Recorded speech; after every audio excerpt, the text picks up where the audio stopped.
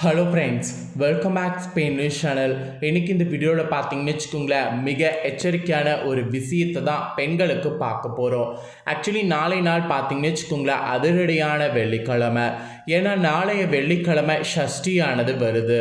நாளைய வெள்ளிக்கிழமை இந்த ஒரு விஷயத்தை மட்டும் வீட்டில் சமைக்கக்கூடாது. அது ஏன் சமைக்கக்கூடாது, மீறி அதை சமைச்சா நம்ம வாழ்க்கையில் என்ன நடக்கும் அப்படிங்கிறத தான் இந்த வீடியோவில் சொல்ல போகிறேன். இந்த வீடியோ ரொம்ப யூஸ்ஃபுல்லாக இருக்கும். ஸோ வீடியோ பார்க்கக்கூடிய பெண்கள் அனைவரும் வீடியோ ஸ்கிப் பண்ணாமல் பாருங்கள். ஆண்கள் நீங்கள் வீடியோ பார்த்தாலும் உங்கள் வீட்டில் இருக்கக்கூடிய பெண்கள் கிட்ட நாளை ஒரு நாள் இதை சமைக்க வேண்டாம் என்று சொல்லுங்கள். சரி வாங்க, என்ன சமைக்கக்கூடாது அப்படிங்கிறத பார்க்கலாம். வெள்ளிக்கிழமை அண்ணா மகாலட்சுமிக்கு உகந்த நாளாக கருதப்படுது. நாளை நாள் மகாலட்சுமிக்கு உகந்த நாளில் மகாலட்சுமிக்கு இன்னொரு சிறப்பாக இருக்கக்கூடிய முருகனுக்கு உகந்த நாளாக வருது. ஏன்னா நாளை நாள் முருகனுக்கு உகந்த சஷ்டியானது வருது. அதனால் நாளை நாட்கள் பார்த்திங்கன்னு வச்சுக்கோங்களேன், மகாலட்சுமி முருகனுக்கு மிகவும் உகந்ததாக சொல்லப்படுது. இந்த உகந்த நாட்களில் அவங்களுக்கு ரொம்ப இதாக இருக்கக்கூடிய உகந்த பொருட்களாக இருக்கக்கூடிய சில பொருட்கள் கொண்டு தான் சமைக்கணும். நாளை நாள் முருகனுக்கும் மகாலட்சுமிக்கும் உகந்த துவரம்பருப்பு, கடலைப்பருப்பு, பாசிப்பருப்பு போன்ற பருப்பு வகைகளை பயன்படுத்தி நாளை நாள் உணவுகள் சமைக்கணும். நாளை நாள் இந்த பருப்பு வகைகள் பயன்படுத்தி சாம்பார் போன்ற உணவுகளை சமைக்க வேண்டும், சாப்பிடவும் வேண்டும். அதுதான் உடல் ரீதியாகவும் சரி, மன ரீதியாகவும் சரி நமக்கு நல்லது. பொதுவாக நாளை நாள் நம்ம வீட்டில் பார்த்திங்கன்னு வச்சுக்கோங்களேன், விளக்கேற்றி பூஜை செய்கிறோம்.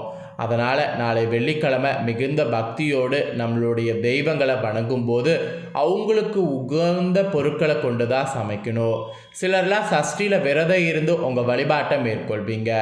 அது மட்டும் இல்லாமல் இன்னும் சில பேர்லாம் பார்த்திங்கன்னு வச்சுங்களேன், நாளை நாள் முருகனை படையல் போட்டு வழிபாடு செய்யக்கூடிய வழக்கமும் இருக்கும். நாளை நாள் கடவுள் அருள் பெற பல விஷயங்களை செய்து விடுவது கண்டிப்பாக நமக்கு நல்லது வகுக்கும். நாளை நாள் கடவுள் அருள் பெற பல விஷயங்களை செய்துவிட்டு நாம் நமக்கே தெரியாமல் சில தவறுகளையும் செய்து விடுறோம். அதுலேயும் சமையலில் செய்து விடுறோம். அதனால் நமக்கு நம்ம செய்த பலன் கிடைக்காம போகுது. அதாவது நம்ம செய்த பூஜைக்கான பலன் கிடைக்காம போகுது. அப்படி ஒரு தவறு நாளைய வெள்ளிக்கிழமையில் நாம் என்ன செய்யக்கூடாதுன்னு சொல்லப்படுதுன்னா, கீரையை சமைத்து சாப்பிடுவது தான் சொல்லப்படுது. கீரையை நாளை ஒரு நாள் சமைத்து சாப்பிடுவது வேண்டாம் என்று சொல்லப்படுது. இப்படி கீரையை செய்வதால் உங்கள் வேண்டுதல்களுக்குரிய பலன் கிடைக்காம போகிறது என்று கூறப்படுது. இதில் எந்த அளவிற்கு உண்மை என்று இப்போ நீங்கள் இந்த வீடியோ ஃபுல்லாக பார்த்தீங்கன்னா தெரிஞ்சு கொள்ளலாம். அதாவது நாளை வெள்ளிக்கிழமை ஏன் கீரை சமைக்கக்கூடாது அப்படிங்கிறத நான் சொல்கிறத நீங்கள் இந்த வீடியோ பார்த்து தெரிஞ்சுக்குங்க. வெள்ளிக்கிழமையில் மங்களகரமான நாளாக சொல்லப்படுது. வெள்ளிக்கிழமையில் அன்னை மகாலட்சுமி அப்புறம் முருகனுக்கு உகந்த நாளாக சொல்லப்படுது. அதனால் நாளை நாட்களில் மகாலட்சுமிக்கு மிகவும் உகந்த துவரம்பருப்பு, கடலைப்பருப்பு, பாசிப்பருப்பு போன்ற பருப்பு வகைகள் பயன்படுத்தி சாம்பார் போன்ற உணவுகளை சமைக்க வேண்டும். அப்படி செய்வதால் மகாலட்சுமி மகிழ்ச்சி அடைவார். உங்கள் உடல் ஆரோக்கியத்துக்கும் நல்லது. அதே சமயம் நாளைய வெள்ளிக்கிழமை மறந்தும் கீரையை சமைக்கக்கூடாது. வெள்ளிக்கிழமை மட்டும் கிடையாது, பண்டிகை நாட்கள்லையும் கூட பார்த்திங்கன்னு வச்சுங்களேன், கீரையை சமைக்கக்கூடாது. அப்படி கீரை சமைச்சோன்னு வச்சுக்கோங்களேன், மனது தெளிவாகி நிம்மதி பெறுவது இருக்காது. நம்ம வீட்டில் அமைதி நிறைந்திருக்க வேண்டும் என்ற நோக்கத்தில் கடவுளை வணங்குகிறோம். ஆனால் நம்ம தெளிவாக இருக்க வேண்டும் என்று கடவுளை வணங்கக்கூடிய ஒரு நாள் தெளிவற்ற ஒரு உணவை சமைப்பது என்பது தான் கீரையை சொல்லப்படுது. என்னடா சொல்கிறேன், எங்களுக்கு குழப்பமாக இருக்குது, ஏன்டா கீரை சமைக்கக்கூடாது தெளிவாக சொல்லுடா அப்படின்னு நீங்கள் கண்டிப்பாக கேட்குறது மைண்ட் வாஷில் எனக்கே கேட்குது. நான் ஏன் கீரை சமைக்கக்கூடாதுங்கிறத சொல்கிறேன், இப்போ தெரிஞ்சுக்குங்க. கீரை சமைக்கும்போது நம்ம என்ன பண்ணணும்னா, அதில் பருப்பு, வெங்காயம், தக்காளி, பூண்டு எல்லாவற்றையும் சேர்த்து தான் கீரையை சமைச்சு அதை கடைவோம். ஆனால் அந்த கடந்த கீரையை எடுத்து இலையில் நாம் பரிமாறும்போது இல்லை தட்டில் சாப்பிடும்போது அதில் நாம் சேர்த்த எந்த பொருளையும் தனியாக எடுக்கவும் முடியாது. தனியாக நம்ம பார்த்திங்கன்னு வச்சுக்கோங்களேன், அந்த கீரையில் என்னென்ன சேர்த்துருக்கோம் அப்படிங்கிறத பார்க்கவும் முடியாது. ஸோ கீரையை சமைச்ச உடனே அதை நாம் சாப்பிட்டா இப்படி தான் இருக்கும். அதே சமயம் வெள்ளிக்கிழமை பார்த்திங்கன்னு வச்சுக்கோங்களேன், இந்த மாதிரி நம்ம கீரையை சமைக்காமல் இருக்கும்போது பருப்பு அந்த மாதிரி சமைக்கும்போது அதில் கண்டிப்பாக பார்த்திங்கன்னு வச்சுக்கோங்களேன், காய்கறிகள்லாம் போடுவோம். அதாவது இப்போ நம்ம சாம்பார் வைக்கிறோன்னு வச்சுக்கோங்களேன், நாளை நாள் கத்திரிக்காய், முள்ளங்கி, மாங்காய், முருங்கைக்காய் இந்த மாதிரி காய்கள் போடுவோம். இதை நாம் போட்டு சமைக்கும்போது அதை நாம் இலையில ஊற்றும்போது அது தெளிவாக எடுத்து பரிமாற முடியும். ஆனால் கீரை கூட்டில் நாம் அதில் சேர்த்த வெங்காயம், தக்காளி, பூண்டு போன்றவற்றை தனியாக எடுத்து வைக்க முடியாது. இப்படி கீரையில் எப்படி எல்லா பொருட்களும் போட்டு குழம்பி இருக்குமோ அதே போல் நாமும் குழப்பமான நிலைக்கு தள்ளப்படுவோம். இதனால தான் கீரையை சமைக்க வேண்டாம் என்பதை உங்களுக்கு சொல்கிறேன். இதனால தான் பூஜை நாளில், குறிப்பாக வெள்ளி, செவ்வாய் பண்டிகை நாட்களில் நம்ம கீரைகளை சமைக்க வேண்டாம் என்று நம்ம முன்னோர்கள் தெரிவிக்கிறாங்க. என்ன ஒரு வில்லத்தனங்கிறத இப்போ தெரிஞ்சுக்குங்க. கீரை சமைக்கிறதுக்கு பின்னாடி இவ்வளோ ஒரு விஷயம் இருக்கா அப்படிங்கிறது முன்னோர்கள் சொல்லியிருக்காங்க. அதே போல் நாளை நாள் முருகனுக்கு உகந்த சஷ்டி வந்திருக்கிறதுனால கசப்பான பொருட்களையும் சமைக்கக்கூடாது. அதனால் அதலக்காய், பாகற்காய் போன்ற காய்களை நாளைய வெள்ளிக்கிழமையில் மறந்தும் சமைக்காதீங்க. அதிலும் அகத்திக்கீரையெல்லாம் நாளை நாள் கண்டிப்பாக சமைக்கக்கூடாது. வேண்டுமானால் அகத்திக்கீரையை வாங்கி பசுமாட்டுக்கு கூட உணவு ஒன்று கொடுங்க. ஆனால் அகத்திக்கீரையை வாங்கி சமைக்க மட்டும் நாளை நாள் செய்யாதீங்க. வெள்ளிக்கிழமையில் அகத்திக்கீரையை நாம் உணவில் சேர்க்கிறது ஒரு கசப்பு தன்மையை நமக்கு ஏற்படுத்தும். கசப்பு சுவை நம்ம உடலுக்கு நல்லது தான், நான் இல்லைன்னு சொல்லலை. ஆனால் உடலில் உள்ள நச்சுக்களை எல்லாமே நீக்கும். வெள்ளிக்கிழமை தவிர்க்க வேண்டியது கண்டிப்பாக நல்லது. ஸோ இப்போ நான் சொன்ன இந்த குறிப்புகளுக்கு ஏற்ப நாளை நாள் பார்த்தீங்கன்னு வச்சுக்கோங்களேன் சாப்பிடுங்க. பெண்கள் உஷாராக பார்த்தீங்கன்னு வச்சுக்கோங்களேன் நாளை நாள் சமைங்க. நிறைய பேர் கீரை மசியல் உடம்புக்கு நல்லது, அதனால் கீரை மசியல் பண்ணிடலாம் அப்படின்னு சொல்லிட்டு பண்ணிடுறீங்க. அது பண்ணுறது எந்தெந்த நாளில் பண்ணுமோ அந்தந்த நாளில் பண்ணாதான் நமக்கு பலன் கிடைக்கும். அந்தந்த நாளில் இல்லாமல் நாம் பண்ணும்போது கண்டிப்பாக பார்த்தீங்கன்னு வச்சுங்களேன் அதில் நமக்கு நஷ்டம்தான் ஏற்படும். அதனால தான் இந்த மாதிரி தவறு செய்யக்கூடாதுங்கிறத நான் உங்களுக்கு இந்த வீடியோவில் ஷேர் பண்ணேன்.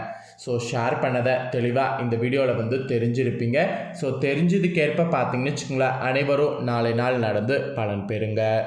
நாளை நாள் சஷ்டி வந்திருக்கிறதுனால கண்டிப்பாக இந்த சஷ்டியில் பிரச்சனை தீர முருகனை வழிபாடு செய்கிறது அவசியம். அது எப்படிங்கிறத சொல்கிறேன், நோட் பண்ணிக்கோங்க. சஷ்டி விரதம் இருந்து முருகனை வழிபட்டால் எப்படிப்பட்ட பிரச்சனையாக இருந்தாலும் நீங்கிவிடும். அதிலும் கார்த்திகை மாதத்தில் வரக்கூடிய இந்த சஷ்டி மிக மிக விசேஷமானது. இதில் என்ன ஸ்பெஷல்னால் வெள்ளிக்கிழமை வருது. இது மிக சக்தி வாய்ந்த நாள் என்பது சொல்லப்படுது. நாளை நாளில் விரதம் இருந்து முருகப்பெருமானை வழிபட்டால் நிச்சயம் கைமேல் பலன் கிடைக்கும். நாளை மகா கந்த சஷ்டி தொடர்ந்து வரக்கூடிய சஷ்டி தனி சிறப்பு வாய்ந்த நாளாக சொல்லப்படுது. இது குரு பகவானுக்கு முருகப்பெருமானுக்கு உரிய நாளாகவும் சொல்லப்படுது. அதை விட மகாலட்சுமிக்கு உரிய வெள்ளிக்கிழமையில் வருவது கூடுதல் விசேஷமானது. சஷ்டி நாளில் முருகனை வழிபட்டு விரதம் இருந்து பலன் கிடைக்கிறது நிச்சயம் என்பது ஆன்றோர்களுடைய வாக்கு. அதனால் நாளை நாளை மிஸ் பண்ணிடாதீங்க. முருகப்பெருமானுக்கு உரிய விரத நாள் என்பது நம்ம கண்டிப்பாக தெரிஞ்சுக்கணுன்னா அது இந்த சஷ்டி சொல்லலாம். அதுவும் மாதத்துக்கு தேய்பிறை வளர்பிறை என சஷ்டி இருமுறை வரும். இதில் எந்த சஷ்டி திதியிலையும் விரதம் இருந்து முருகப்பெருமானை வழிபாடு செய்கிறது சிறப்பானது. மற்ற மாதங்களில் வரக்கூடிய சஷ்டி விரதத்தை விட மகா கந்த சஷ்டிக்கு பிறகு கார்த்திகை மாதத்தில் வரக்கூடிய சஷ்டி திதி மிகவும் விசேஷமானது.